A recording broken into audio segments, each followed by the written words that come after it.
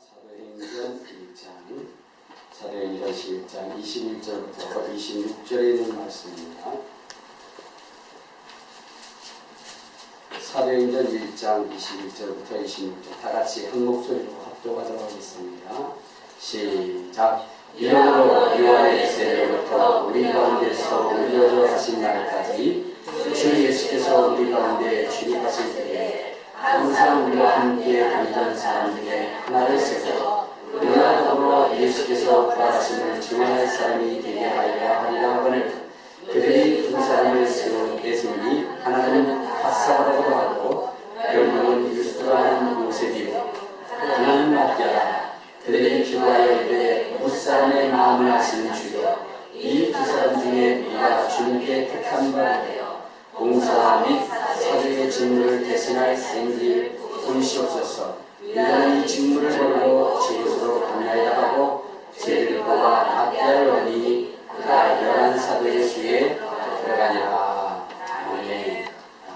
하나님이 쓰시는 사람이자 우리 세 번 큰 소리로 외치도록 하겠습니다. 시작. 하나님이 쓰시는 사람이 되자. 하나님이 쓰시는 사람이 되자. 하나님이 쓰시는 사람이 되자.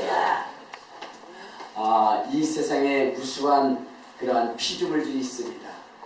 그 중에 여러분 이 짐승과 사람, 이 짐승과 사람을 구분하는 그 기준이 무엇일까? 그것은 다른 것이 아니라 짐승이라고 하는 것은 자기의 먹을 것이 있으면 그것으로 만족하는 거예요. 자기가 살아가는 날 동안 자기의 먹을 것이 있으면 그것으로 만족하는 것이 짐승입니다. 그러나 사람이라고 하는 것은 먹을 것만을 위하여 살아가는 것이 아닙니다. 어찌 보면 우리의 먹는 것보다 더 소중히 여기는 명예라는 것이 있습니다. 그래서 명예를 위해서 자기의 목숨을 버리는 그러한 사람들이 더 많지요. 여러분 우리나라도 보면은 이수진 장군이라는 분이 있었죠. 근데 그분은 여러분 먹고 사는 것을 위해서 일하신 분이 아니죠. 나라와 민족을 위해서 그는 자기 목숨을 버렸습니다.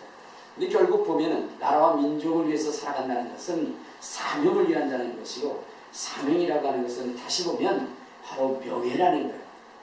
그러니까 여러분 인간이 가장 불행한 사람은 어떤 사람이냐? 바로 소명 없이 살아간 사람, 명예 없이 살아간 사람, 이런 사람이 참 불행한 사람입니다. 아무리 많은 것을 가졌다 할지라도 자기의 명예가 없고 소명이 없는 사람, 이것은 불행한 사람입니다. 그래서 사람들은 명예를 얻기 위해서 또한 소명을 갖기 위해서 힘쓰는 것입니다. 예수를 믿는 것도 마찬가지입니다. 예수를 믿는다는 것. 여러분 우리가 예수를 믿는 것으로 끝나는 것이 아니라 여러분 가장 영광스러운 자의 삶은 다른 것이 아니라 바로 하나님의 영광을 위하여 택함 받고 부름받는, 알겠습니까? 우리가 구원받는 것도 중요한 겁니다. 그러나 그것보다도 더 영광스러운 것은 뭐냐면 하나님이 우리를 부르시고 하나님이 우리를 세우시고 그리고 하나님이 나를 사용하는 사명자가 되는 것입니다. 아멘. 그것이 바로 신앙에 있어서도 가장 중요한 거예요. 아멘. 그러므로 바울 같은 사람은 하나님 앞에 부름을 받았을 때에 그의 인생이 잘되고 형통한 그런 것을 바라는 것이 아니라 하나님의 부르신 그 뜻대로 교회를 돌보되 정말로 교회를 위해서 목숨 걸 바쳐 그렇게 헌신하는 것을 더 기뻐했다는 것입니다. 때로는 고난을 당하고 순환을 당한다 할지라도 그는 항상 하나님이 주신 그 사명을 위해서 힘쓰기를 최선을 다한 그러한 인생입니다. 그러므로 여러분들도 가장 영광스러운 그러한 삶을 위해서 우리가 어떻게 해야 되느냐? 하나님이 부른 자가 되어야 됩니다. 아멘. 하나님이 택한 자가 되어야 됩니다. 아멘. 하나님이 세운 자가 되어야 됩니다. 아멘. 그리고 그분의 그 사명을 위해서 살아가는 그러한 인생이 되어야 됩니다. 아멘. 그러면 여러분 하나님이 부르시고 하나님이 세우시는 자는 어떤 사람일까? 오늘 저는 여러분들에게 세 가지로 말씀을 드리고자 합니다. 여러분 오늘 본문에 보면은 이제 하나님의 부름을 받았던 그러한 그 유다가 예수님을 배반하고 이제는 그 직분을 버리면 내던지고 그는 세상을 향해서 또한 멸망을 향해서 그는 달려갔습니다. 자, 그랬을 때에 이 비어진 이 한 자리를 위해서 하나님이 바로 채우게 됩니다. 그때 주의 그 제자들이 그 자리를 채우기 위해서 사람을 선택했는데 그때 어떤 사람을 선택했느냐면 21절에 보면 그런 일이 있어요. 21절 22절에 보면 자 시작. 이러므로 요한의 세례로부터 우리 가운데서 올려하신 날까지 주 예수께서 우리 가운데 출입하실 때에 항상 우리와 함께 다니던 사람 중에 하나를 세워 여기까지. 자, 여러분, 하나님이 선택하시고 하나님이 부르시고 하나님이 세우시는 사람은 어떤 사람이냐면 바로 예수와 늘 함께 했던 사람, 예수와 늘 함께 했던 그 사람을 하나님의 사역을 위해서 부르신다는 것입니다. 그러므로 오늘 여러분들이 이 시대 속에 하나님의 부름을 받기를 소원한다고 한다면 여러분들은 어떤 사람이 되어야 되느냐? 예수님과 항상 함께하는 사람, 예수님과 항상 함께하는 사람이 되어야 되는 것입니다. 여러분, 아담의 7대 손이었던 에녹이라고 하는 사람, 그 사람은 하나님이 그를 죽음을 맛보지 않고 하늘로 올라오게 하셨다라고 이렇게 말씀을 하셨습니다. 그런데 하나님께서 그를 그렇게 축복하신 이유는 다른 것이 아니라 이 에녹이라고 하는 사람은 늘 하나님과 동행한 사람이었다라고 얘기합니다. 우리 한번 시브리서 11장, 자 우리 시브리서 11장 우리 5절 보시면 이런 말씀이십니다. 5절. 자 시작. 믿음으로 에녹은 죽음을 보지 않고 옮기셨으니 하나님이 그를 옮기심으로 다시 보이지 아니하였느니라. 그는 옮겨지기 전에 하나님을 기쁘시게 하는 자라 하는 증거를 받았느니라. 자, 여러분, 이 에녹이라고 하는 사람은 어떤 사람이냐? 바로 하나님으로 말미암아 죽음을 맛보지 아니한 사람이라고 이렇게 이야기합니다. 그런데 이 에녹이라고 하는 사람이 죽음을 맛보지 않은 그 이유가 무엇이냐? 어떻게 돼서 하나님이 그를 죽음으로 이끌지 않냐고 영원한 생명으로 이끌었느냐? 우리 한번 창세기 5장. 자, 창세기 5장. 자, 우리 21절부터 우리 24절에 보면, 자, 시작. 에녹은 65세에 무두셀라를 낳았고, 무두셀라를 낳은 후 300년을 하나님과 동행하며 자녀들을 낳았으며, 그는 365세를 살았더라. 에녹이 하나님과 동행하시더니 하나님이 그를 데려가심으로 세상에 있지 아니하니라. 그러니까 이 에녹이라고 하는 사람은 어떤 사람이냐? 하나님과 동행한 사람이에요. 365년을 한결같이 하나님과 동행했던 이러한 사람이라는 것입니다. 여러분, 하나님이 선택한 사람, 예수님이 선택한 사람 또한 그 조건이 무엇이냐? 하나님과 동행하는 사람, 예수님과 동행하는 사람이에요. 하나님은 그들과 함께 하신다는 것입니다. 그러면 여러분, 하나님과 또한 예수님과 동행하는 사람은 어떤 사람이 하나님의 동행을 받을까요? 우리 한번 자 마태복음 18장. 자, 하나님은 어떤 사람과 동행을 하는가 하면은 자 마태복음 18장 우리 19절 20절을 한번 봅시다. 19절 20절. 자 시작. 진실로 다시 너희에게 이르노니 너희 중에 두 사람이 땅에서 합심하여 무엇인지 구하면 하늘에 계신 내 아버지께서 그들을 위하여 이루게 하시리라. 두세 사람이 내 이름으로 모신 곳에는 나도 그들 중에 있으리라. 할렐루야. 여러분, 정말로 우리가 주님과 항상 동행한다는 것, 주님과 항상 함께한다는 것은 무엇을 얘기하는 것이냐면 바로 기도하는 사람이라는 것입니다. 기도하는 사람. 여러분, 기도하는 사람은 하나님이 그들과 함께 하십니다. 그들과 동행하십니다. 오늘 하나님이 정말로 주의 제자, 그 사도의 한 빈자리를 채우기 위해서 그 조건을 말씀하시는데 그 첫째 조건이 무엇이냐? 예수님과 항상 함께한 사람이라는 것입니다. 그러면 오늘 우리가 주님 앞에 부름을 받고 택함을 받기 위해서 우리가 해야 할 일이 무엇일까? 우리는 기도의 자리에 있어야 된다는 것입니다. 기도의 자리. 우리가 기도의 자리에 있을 때 우리 주님, 우리와 함께 하시는 것이고 우리가 또한 주님과 함께 하시는 것입니다. 여러분, 신앙인에게 있어서 가장 소중한 것이 무엇일까? 그것은 기도인 것입니다. 하나님의 사명을 감당하는 일에 가장 중요한 것이 무엇일까? 그것은 기도인 것입니다. 하나님께서 엘리야를 선택하셔서 이스라엘 백성들을 주께로 돌이키게 하는 이 막중한 사명을 그가 받았을 때에 그가 먼저 한 것이 무엇일까? 그가 목숨을 다하여 그렇게 힘썼던 것은 무엇일까? 그것은 다른 것이 아니라 기도하는 것이었어. 그는 자기의 머리를 두 무릎 사이에 놓고 하나님 앞에 전심으로 부르짖었어. 전심으로 간구했습니다. 여러분, 하나님의 택함을 받고 부름을 받은 자는 기도하기를 즐거워하고 그 기도에 목숨을 거는 자들입니다. 우리 주님도 이 땅에 오셔서 그분이 하나님의 사역을 감당할 때에 가장 소중히 여긴 것이 무엇이냐? 그것이 기도였습니다. 그래서 우리 주님은 새벽에도 기도하시고 한낮에도 기도하시고 저녁에도 기도하시고 여러분, 시간만 있으면 주님은 항상 기도하기에 힘썼다는 것입니다. 우리 한번 성경을 봅시다. 마가복음 1장 35절을 봅시다. 우리 주님이 무엇에 힘썼는가? 1장 35절에 보면, 자, 시작. 새벽 아직도 밝기 전에 예수께서 일어나 나아가 한적한 곳으로 가서 거기서 기도하시더니, 자, 우리 주님께서는 어떻게 하셨느냐? 바로 이른 새벽부터 모두가 잠들어 있는 그 순간에 우리 주님은 일어나셔서 기도하셨다는 것입니다. 여러분, 하나님의 부름을 받고 택함을 받은 그러한 사명자는 무엇에 힘써야 되느냐? 기도에 힘써야 되는 것입니다. 여러분들도 하나님의 손에 이끌림 받고 쓰임 받기를 원한다고 한다면 여러분, 기도의 자리에 있기를 바랍니다.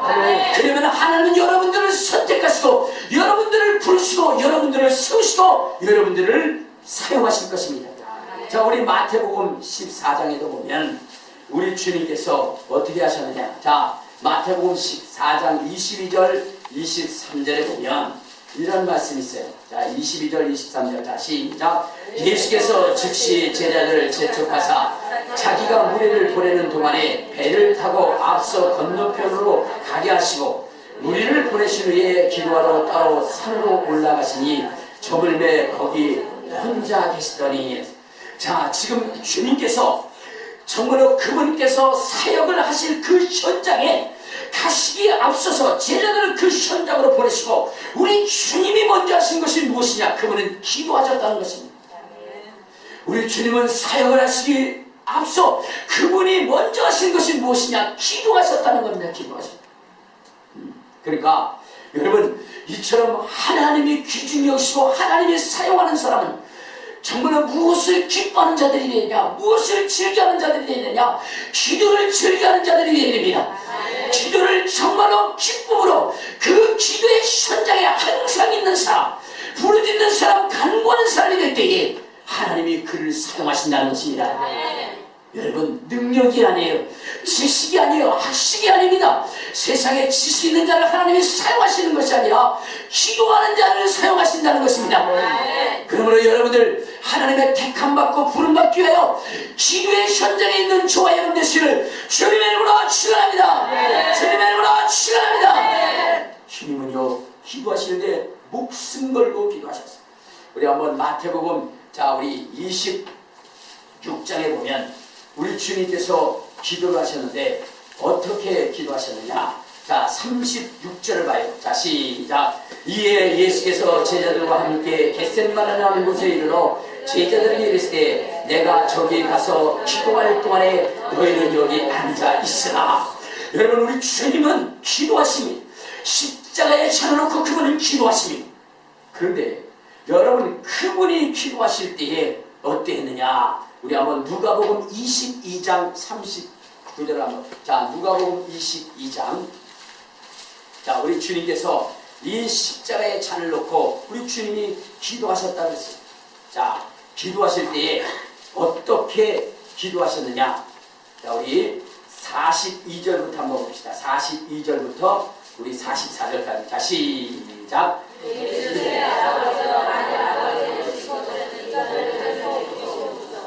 그러나 내 원대로 마옵시고 아버지의 원대로 되기를 원하노라 하시니 천사가 하늘로부터 예수께 나 힘을 더하더라. 예수께서 힘쓰고 애써 더욱 간절히 기도하시니 땀이 땅에 떨어지는 핏방울과 같이 되었더라. 그러니까 주님을 기도하실 때에 거기에 목숨을 걸고 기도하신 것입니다. 정말로 힘을 다하여 기도하며 정말로 얼굴에 있었던 모세 혈관들이 다 터져서 그것이 핏방울이 되더라. 그렇게 기도하신 것입니다. 여러분, 하나님은 이처럼 기도하는 자를 주님 기뻐하시고 그들을 사용하시고 하늘의 비밀한 것들을 보여주셔서 그 사역을 감당하게 하시는 것입니다. 주님께서 에레미야 33장의 3절을 통해서도 너희는 내게 부르시지라 그리하면 내가 응답해갖고 내가 알지 못하는 크고 비밀한 일들을 알리리라 하셨는데, 여러분, 부르짖는 자, 간구하는 자를 통하여 하늘의 비밀한 것들을 알게 하시고 선포하게 하신다는 것입니다. 그러므로 주님의 택함을 받는 자들은 어떤 자들이냐? 기도하는 자들, 힘써 기도하는 자들임을 알고, 여러분, 힘써 기도하는 저와 여러분 되시기를 주님의 이름으로 축원합니다. 두 번째, 하나님은 어떠한 자들과 함께 하시냐? 예배를 기뻐하는 자들, 하나님의 말씀 듣기를 기뻐하는 자들을 하나님 사랑하시고 그들을 선택하신다는 것입니다. 그러므로 여러분, 우리는 어디에 있어야 되냐? 예배의 자리에 있어야 되는 것입니다. 우리 한번 성경을 한번 봅시다. 자, 요한복음 4장. 자, 요한복음 4장 23절에 보면 이런 말씀이 있어요. 요한복음 4장 23절. 자, 시작. 아버지께 참되게 예배하는 자들은 영과 진리로 예배할 때가 오나니 곧 이때라. 아버지께서는 자기에게 이렇게 예배하는 자들을 찾으시냐? 하나님은 예배하는 자들과 함께 하시는 것입니다. 예배하는 자들을 기뻐하시는 것입니다. 하나님은 예배의 현장에 우리 주님 함께 하십니다. 여러분, 아브라함이라고 하는 사람이 독자 이삭을 데리고 모리아산으로 갑니다.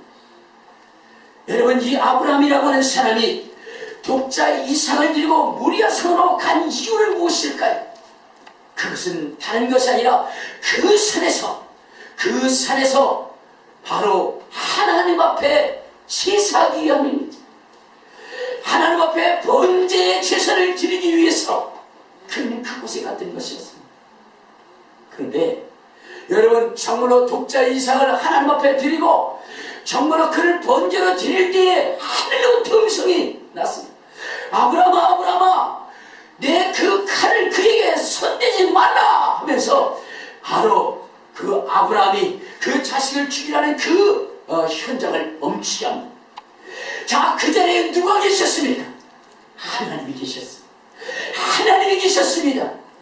하나님이 왜 그 자리에 있을까요? 그 자리에 계셨을까요? 바로 그것이 바로 아브라함의 신령과 진정으로 제사는 제사의 자리였기에 하나님이 그 자리에 계셨던 것입니다. 할렐루야, 할렐루야. 하나님은 진정과 신령으로 예배하는 그 자리에 우리 주님이 계신다는 것입니다. 그러므로 하나님이 여러분을 선택하고 여러분을 볼 수 있는 그 자리가 예배의 자리를 알고 정말로 이 예배를 가장 소중히 여기고 이 예배 속에 하나님의 함께함을 알고 신령과 진정의 예배를 드리는 저와 여러분이 되시기를 주님의 이름으로 축원합니다. 여러분의 힘을 다해 예배할 때 하나님이 여러분들을 부르시고 여러분들을 세우신다는 것입니다. 그러므로 여러분 예배에 충실하시기를 바랍니다. 또한 하나님이 우리와 함께하는 자리는 어떤 곳일까요? 우리 한번 마태복음 28장을 한번 봅시다. 마태복음 28장. 자, 우리 19절 20절에 보면 19절 20절에 보면 자, 시작. 그러므로 너희는 가서 모든 민족으로 제자를 삼아 아버지와 아들과 성령의 이름으로 세례를 베풀고 내가 너에게 분부한 모든 것을 가르쳐 지키가라. 볼지어다 내가 세상 끝날까지 너희와 항상 함께 있으리라 하시니라. 자, 우리 주님이 함께 하시는 현장은 어딜까요? 그것은 바로 전도의 현장입니다. 영혼들을 주께로 인도할 수 있는 그 전도의 현장에 내가 세상 끝날까지 너희와 함께하는, 여러분, 주님이 우리와 함께할 수 있도록 그렇게 하기 위해서 우리는 무엇을 해야 되냐? 영혼을 구하는 일에 힘써야 되는 것입니다. 영혼 전도하는 일에 힘써야 되는 것입니다. 그곳에서 우리가 택함을 받고 그곳에서 우리가 부름을 받을 수 있기 때문입니다. 여러분, 죽어가는 무심령들을 긍휼히 여기는 것, 이것은 여러분 우리 그리스도인들에게 있어서 가장 소중한 것입니다. 우리가 목숨을 바쳐 지킬 만한 가장 값진 것입니다. 왜냐하면 여러분, 이렇게 돌아오는 한 영혼은 천하보다 귀한 영혼이기 때문에 그렇습니다. 예수의 죗값으로 돌아오는 영혼이기 때문에, 그렇기 때문에 여러분, 이 전도의 현장은 그 어떠한 것보다도 주님의 관심이 있는 것입니다. 그러므로 여러분, 우리 주님이 함께하는 현장이 어느 곳이냐? 바로 전도의 현장입니다. 그곳에서 우리의 모습을 보시게 되는 것입니다. 그리고 우리가 죽도록 주님 앞에 충성할 때 주님이 그 현장에서 우리를 부르시는 것입니다.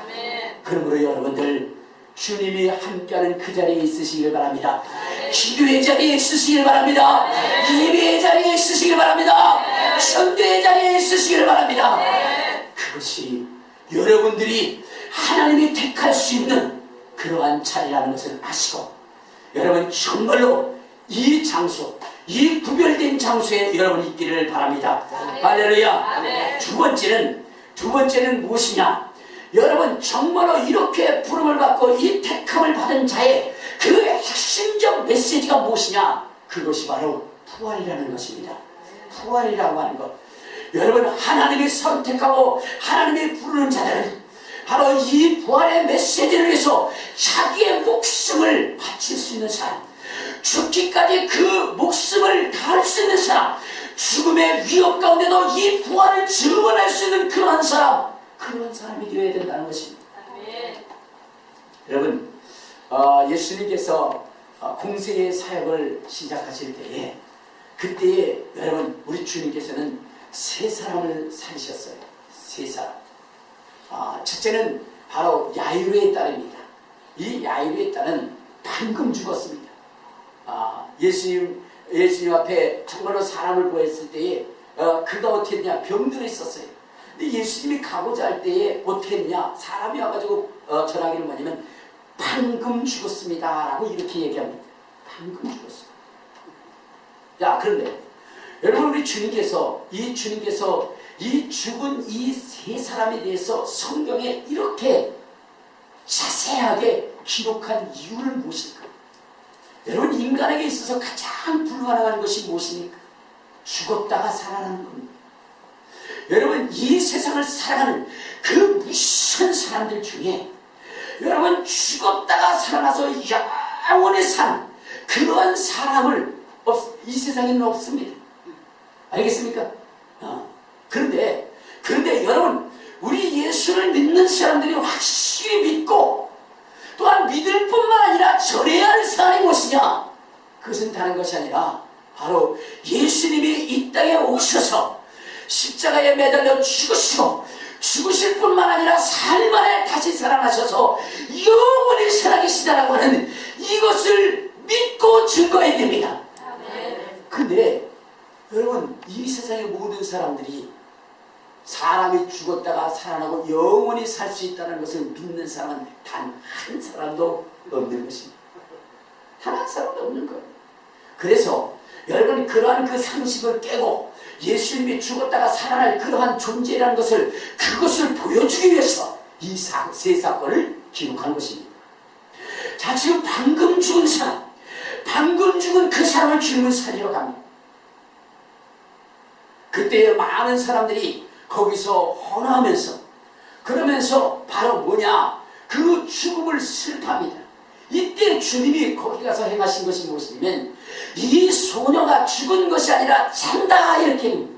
근데 이렇게 얘기할 때에 여러분, 주변에 있는 모든 사람들이 뭐냐? 비난하고 신란하고 조롱하고 비웃었습니다. 왜냐? 사람이 죽었는데 잔다고 하니까요.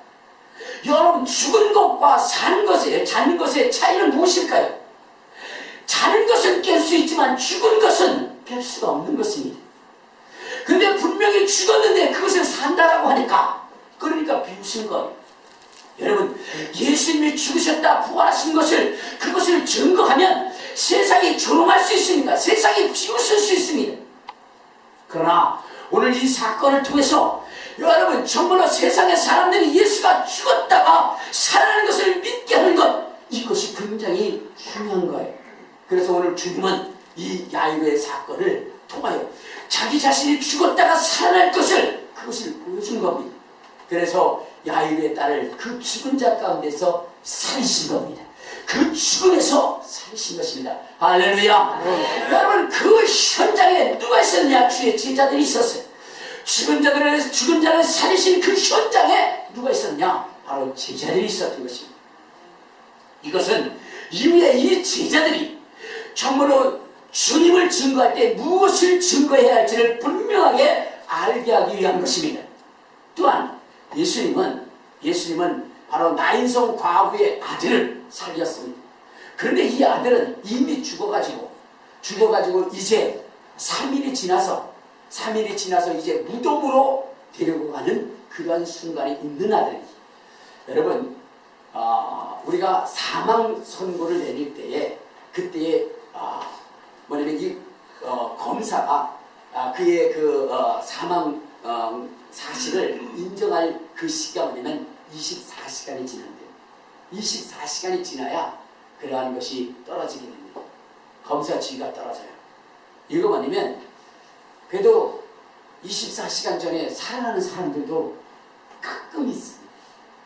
그렇기 때문에 24시간이 지나야 뭐냐면 사망 진단서를 띄워주게 되고 검사의 사망 지위가 떨어지게 됩니다. 자, 그런데 뭐냐면 이 아들은 이미 뭐냐면 어떻게 돼요? 그 모든 절차가 끝나고 이제 무덤 속으로 가야 하는 그 순간입니다. 그 순간에 주님께서 바로 사면을 멈추고, 그리고 그 관 속에 있는 그 청년을 살려 일으킨 겁니다. 여러분, 이것은 바로 주님의 그 죽음, 비록 시간이 지나고 그렇다 할지라도 우리 주님은 반드시 살아나실 그것을 그 제자들에게 보여주기 위한 겁니다. 잠깐 기절한 것 같은 죽음이 아니라 완전한 죽음 속에서 우리 주님이 다시 그것을 보여주기 위해서 그곳에 우리 주님 그 죽음의 현장에 가 그를 살리는 그 현장에 누구들이 있었느냐? 주의 제자들이 있었던 것입니다. 이제 주님이 마지막으로 살리신 사람이 누구냐면 나사로라고 하는 사람.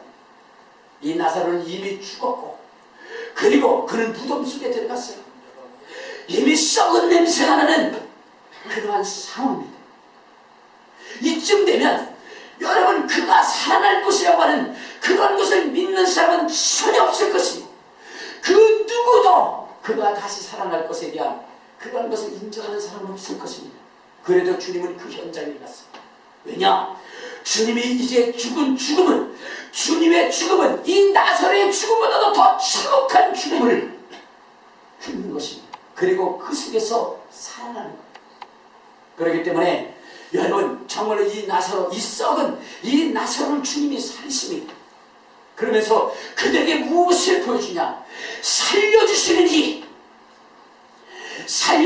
이가 참으로 계시면 아무리 그것이 죽고 썩어진다 할지라도 반드시 살 것이라고 하는 것을 그들에게 심어주기 위한 것이고, 또한 우리 주님은 이렇게 죽으셨다가 반드시 살아날 것을 제자들에게 인식시키기 위한 것이었습니다.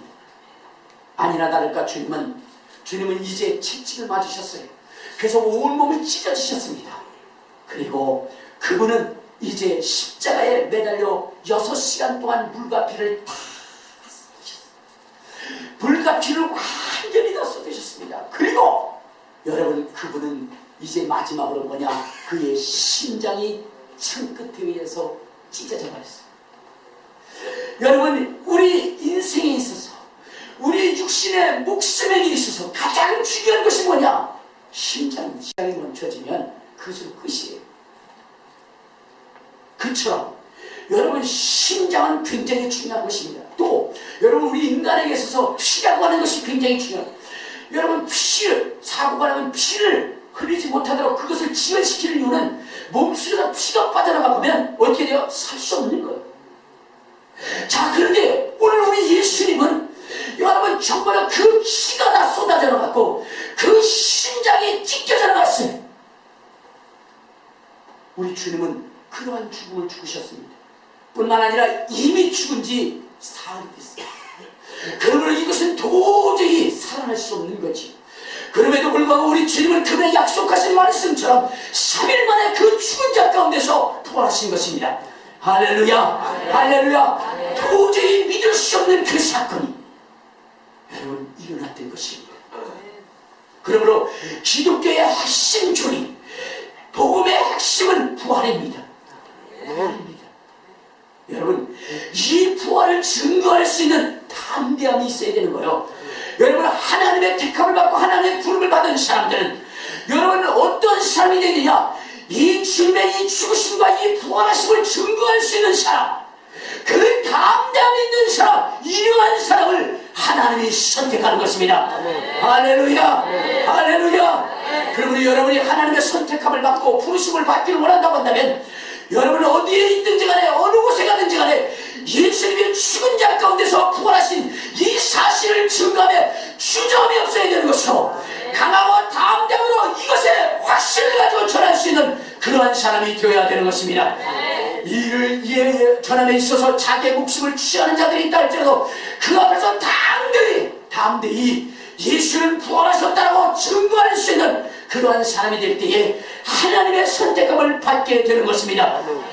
여러분 베드로라고 하는 사람이 하나님의 선택을 받은 이유가 무엇일까요? 그것은 다른 것이 아니라 자기의 목숨을 위협하는 자들 앞에서도 예수가 죽은 자 가운데서 부활했다는 것을, 그것을 증거했다는 것입니다. 그들이 다시금 예수가 죽었다가 살아난 것을 증언하면 내 목숨이 바로 뭐예요? 끝날 것인 줄 알라라고 하는 그 상황 속에서 우리가 하나님의 정말로 말씀을 듣고 우리가 목격한 이 사실을 증거하는 것이 자기의 생명을 유지하는 것보다 더 소중하다고 과감히 증거할 수 있는 그러한 사람이었기에 하나님이 그를 선택한 것입니다. 할렐루야. 오늘 이 시대 속에 예수를 죽은 자 가운데서 부활하신 분이라고 증거하는 것, 때로는 세상으로부터 비난을 받고 신난을 받고 조롱을 받고 웃음거리가 될 수도 있어요. 그럼에도 불구하고 우리가 하나님의 선택함을 받기 위해서는 예수가 부활하셨다, 예수가 죽은 자 가운데서 부활하셨다, 비록 그가 물과 피를 다 쏟으시고 심장에 찢어나갔다 할지라도 그분은 하나님이 살리셨다, 이 사실을 증거할 수 있는 사람이 되어야 된다는 것입니다. 할렐루야. 그러한 사람을 하나님이 선택하는 것입니다. 이 시대 속에 여러분들이 하나님의 선택함을 받기를 원한다고 한다면 이 복음의 이 메시지를 위해서 힘쓸 수 있는 사람, 헌신할 수 있는 사람, 정말로 이것을 위해서 자기의 생명을 맞바꿀 수 있는 그러한 사람이 되어야 되는 것입니다. 그런데 오늘날에 보면 이 강단이, 예수의 부활을 증거해야 할 이 강단이 여러분 예수의 부활을 증거하기보다는 세상의 상식과 지식을 그렇게 증거하는 경우들이 너무나 많이 있어요. 왜냐면 정말로 예수의 죽었다가 부활하는 것을, 그것을 증거한다는 것은 상식적인 일이 아니라 이만 비상식적인 일이고 정말로 광신자들이나 믿을 수 있는 그러한 얘기로 간주되어져 있기 때문에 그렇습니다. 그래서 세상이 정말 교회가 세상과 구별되어지는 것을 두려워하고 있다 이 말. 그래서 세상의 지식, 세상의 상식을 교회에서 증언하고 증거하면서 누구나 들을 수 있는 편안한 그러한 지식을 전한다 이 말. 그런데 여러분 부활이라고 하는 것은 여러분 심히도 부담스러운 일이거든요. 주님이 죽은 자 가운데서 그것도 갈갈이 찢어진, 그래서 죽은 사흘이 지난 그 몸이 다시 산다는 것을, 그것을 증거한다는 것은 심히도 부담스러운 일이에요. 그러니까 이 전하기보다는 남들이 모두가 공감할 수 있는 그러한 시사적인 이야기들을 증언하고 있어요. 이것이 여러분 정말로 교회가 힘을 잃어가고 교회에 하나님의 능력과 권능이 나타나지 않는 증거가 된다는 것입니다. 여러분, 하나님이 택한 사람, 하나님의 부른 사람, 여러분 그 한 사람만 있다고 한다면 세상은 뒤집어지게 되어 있어요.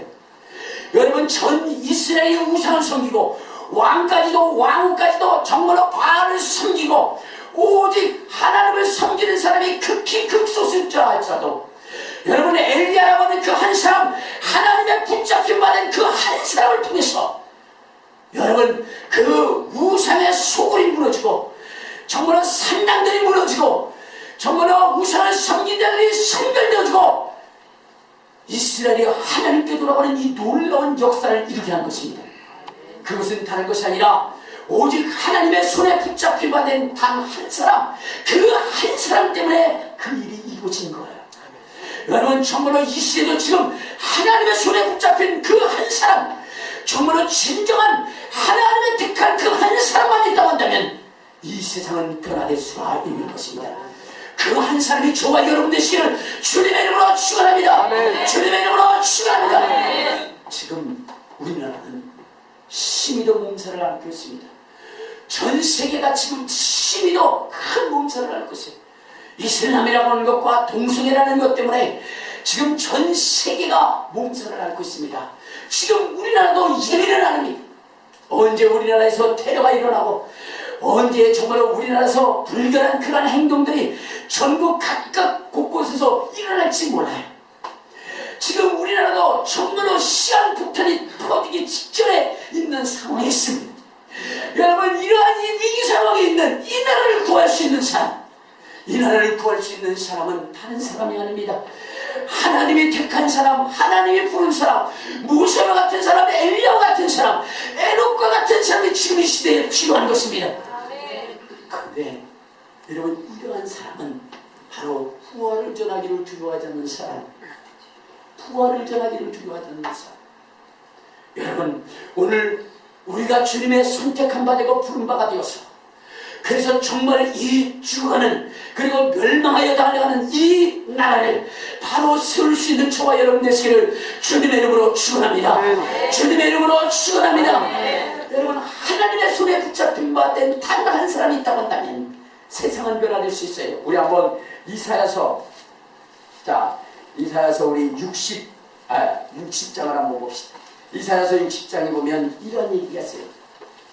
60장 21절 22절 1042페이지입니다. 시작. 내 백성이 다 어렵게 되어 영원히 땅을 차지하리니 그들은 내가 심은 가지요 내 손으로 만든 것으로서 나의 영광을 나타낼 것인즉 그 작은 자가 천명을 일으켰고 그 약한 자가 강국을 이룰 것이라. 때가 되면 나 여호와가 속히 이루리라.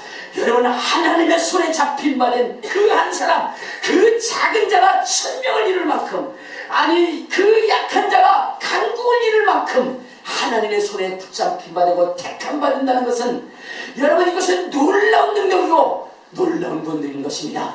세계를 변화시킬 수 있는, 나라를 변화시킬 수 있는 놀라운 역사라는 것입니다. 우리는 그 한 자가 되어야 돼요. 할렐루야, 할렐루야. 이 복음의 메시지, 이 부활의 메시지를 전하다가 비록 여러분 정말로 왕따를 당하고 따돌림을 당하고 비웃음을 당한다 할지라도 우리는 이 메시지를 여러분의 목숨처럼 여길 수 있는 사람이 되어야 돼요. 중국의 북공성에 송상철이라고 하는 사람이 있습니다. 그는 미국에 가서 정말로 하루에 그러한 그 학문을 다 배웠어요. 의학도 배우고 화학도 배우고 철학도 배워서 그래서 박사학위도 받고 그리고 또한 대학을 졸업한 그러한 졸업장도 가지고 이제 집으로 돌아오다가 여러분 그 모든 것들을 다 찢어버렸어요. 그런 것들, 세상에 자기가 배웠던 최고의 학문들을 다 찢어버렸어요.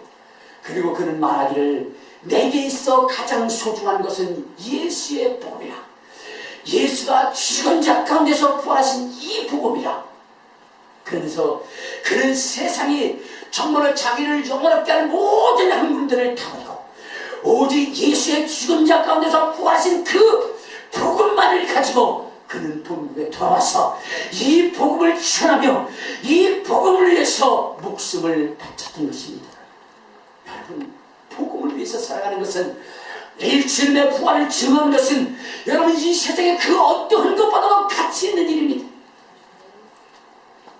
여러분, 예수를 만난 사람, 부활을 목격한 사람들은 자기의 고향을 떠나고 자기의 나라를 떠나서 정말로 이역만리, 정말로 면식도 없는 그러한 이국 땅에 가서 자기의 목숨을 내어놓고 풍토병으로, 때로는 핍박으로, 때로는 정말로 내침을 당하고 창에 찔리고 칼에 죽고 이러한 이 죽음을 그들이 맛보면서도 그 부활의 복음을 전했던 것은 그만큼 이 부활의 이 복음이 자기들의 생명을 내어놓을 만큼 그렇게 가치 있는 것이라는 것입니다. 그렇기 때문에 그 일을 한 것이, 우리나라도 여러분 정말로 언더우드나 아펜젤러나 이러한 사람들이 자기의 고향을 떠나고 목숨을 바쳤기 때문에 오늘 이 시대 속에 이 한국이 정말로 복음화되어지고 정세계로 하나님의 복음을 전할 수 있는 그 무수한 선교사들을 배출할 수 있는 그런 나라가 된 것입니다. 여러분, 이 부활의 복음은 여러분 이 세상에 그 어떠한 것보다도 가치 있는 일임을 알고 이 부활을 향해서, 이 부활의 메시지를 위해서 여러분의 목숨을 초기와 같이 버릴 수 있는 그러한 사람이 되시기를 주님의 이름으로 축원합니다. 주님의 이름으로 축원합니다. 마지막으로 우리가 알아야 할 것이 무엇일까요? 그것은 다른 것이 아니라 바로 하나님이 선택한 사람들은 하나님 앞에 인정받을 뿐만 아니라 세상 앞에서도 칭찬받는 사람이라는 것입니다. 오늘 한번 사도행전 4장을 한번 봅시다. 사도행전 4장에 보면은 뭐라고 얘기하느냐. 자, 우리 사도행전 4장, 우리 2장을 한번 봅시다. 2장 43절부터 우리 47절까지 한번 봅시다. 2장 43절부터 47절. 자, 시작. 사람마다 두려워하는데 사도로 말미암아 기사와 표적이 많이 나타나니 믿는 사람이 다 함께 있어 모든 물건을 소통하고 또 재산과 소유를 팔아 각 사람의 필요를 나누자. 날마다 마음을 같이하여 성전에 모이기를 힘쓰고 집에서 떡을 떼며 기쁨과 순전한 마음으로 음식을 먹고 하나님을 찬미하며 또 온 백성의 칭송을 받으니 주께서 구원받는 사람을 날마다 더해주니라. 여러분, 예수 믿는 사람들은 칭찬받는 사람이 되어야 됩니다. 세상으로부터도 칭찬받는 사람이 되어야 됩니다. 여러분, 조선시대 고종 황제 때에 여러분 어떤 사람이 황제 앞에 와서 묻습니다. 사람을 쓰려면 어떤 사람을 써야 될까요? 고종 황제는 이렇게 얘기합니다. 조선은 정말로 유교를 승상하고 유교를 국교로 하나, 그러나 당신이 내게 개인적으로 사람을 쓸 때 어떤 사람을 써야 되느냐고 묻는다고 한다면 나는 과감히 예수 믿는 사람을 천거합니다. 여러분, 정말로 나라의 그러한 그 종교가 유혈할지라도 기독교인의 선함과 아름다운 그러한 모범적 삶은 여러분 정말로 왕의 마음을 움직여서 왕으로 하여금 기독교인을 천거할 수 있도록 만들게 한 것입니다. 그런데 오늘 지금 이 시대는 어떻습니까?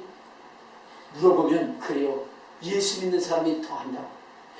예수 믿는 사람이 더 욕잘하고, 예수 믿는 사람이 더 거짓말 잘하고, 예수 믿는 사람이 더 약속 안 지키고, 예수 믿는 사람이 더 법을 안 지키고, 예수 믿는 사람이 더 사기를 잘 친다. 왜냐? 예수의 피를 의지하기 때문이다. 그렇게 하고 나서 교회 가서 회개하면 된다. 그러기 때문에 나는 예수를 믿지 않는다.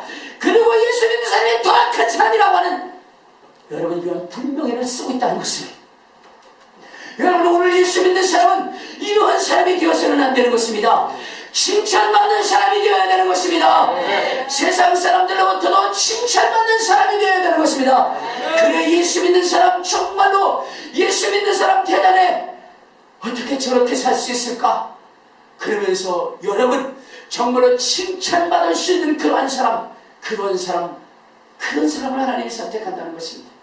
우리 다시금 하나님의 앞에 부름을 받고 선택받기 위해서 먼저는 여러분 예수님과 항상 함께하는 기도의 자리, 전도의 자리, 예배의 자리에 있기를 바랍니다. 두 번째는 여러분 이 부활의 메시지를 전할 수 있는 사람, 때로는 그것이 여러분들을 정말로 여러분들로 하여금 비웃음거리, 조롱거리가 된다 할지라도 목숨을 걸고 증거할 수 있는 여러분 되시기를 바랍니다. 예배 자리에 있는 여러분 되시기를 바랍니다. 또한 부활의 메시지를 위해서 목숨 거는 여러분 되시기를 바랍니다. 그리고 세상에서 정말로 존경받고 사랑받고 칭찬받는 여러분이 되어서 정말로 이 암울한 시대를 하나님의 말씀의 능력으로 변화시킬 수 있는 하나님의 선택받는 여러분 되시기를 주님의 이름으로 축원합니다. 주님의 이름으로 축원합니다. 우리 주여 한번 부르고 통성으로 기도하시겠습니다. 주여